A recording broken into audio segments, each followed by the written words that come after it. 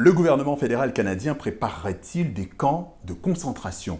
C'est un post Facebook qui le disait il y a encore quelques jours. Une vidéo en lien avec la vaccination contre la Covid-19.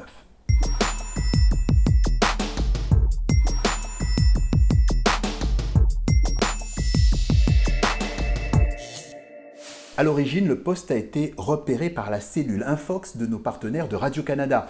La vidéo n'est plus disponible sur Internet, mais avant d'être retirée, elle a été partagée près de 7000 fois environ en 24 heures. La personne qui parle dans cette vidéo martelait qu'il s'agissait de camps destinés à punir les réfractaires à la vaccination anti-Covid-19 et aux différentes mesures sanitaires.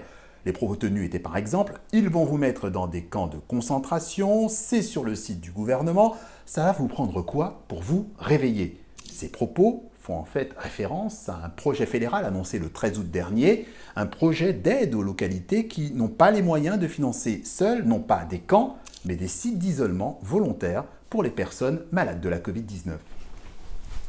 Le programme de sites sûrs d'isolement volontaire appuie les municipalités à l'échelle du Canada, y compris ces projets en Ontario, de sorte qu'elles puissent offrir à leurs résidents des sites d'isolement sûrs. C'est un plan qui a été mis en place pour aider certaines personnes qui doivent s'isoler. Par exemple, on parle de familles multigénérationnelles. Et en réalité, ce programme d'isolement volontaire existe depuis déjà plusieurs mois. D'ailleurs, l'expression elle-même « camp de concentration » avait déjà été utilisée l'an dernier par des opposants à ces mesures sanitaires. Et si dans l'Ontario, un parlementaire local avait évité l'expression « camp de concentration », il avait quand même porté ses positions outrancières devant le Parlement provincial. Ce camp de quarantaine ou d'isolement, peu importe, ne se limite pas aux personnes atteintes de Covid, mais offre une amplitude de détention bien plus grande. Combien de ces camps seront construits et combien de personnes ce gouvernement s'attend-il à détenir?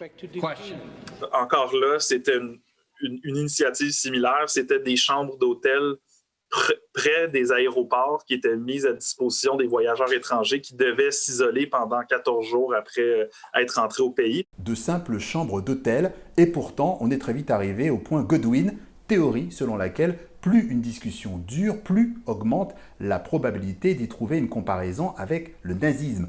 Une outrance en fait qui discrédite le propos.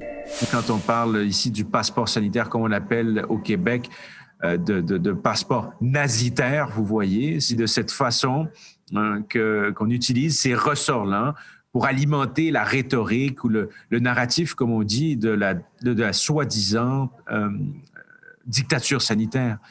Malgré tout, l'impact de telles rumeurs reste mesuré dans l'actuelle campagne électorale. Quand on voit les appuis au Parti populaire du Canada, qui est le vecteur principal dans les différents partis qui colportent ce type de fausses informations, bien évidemment que ça les avantage, mais je le rappelle, on parle ici d'une frange, somme toute, minoritaire de l'électorat canadien.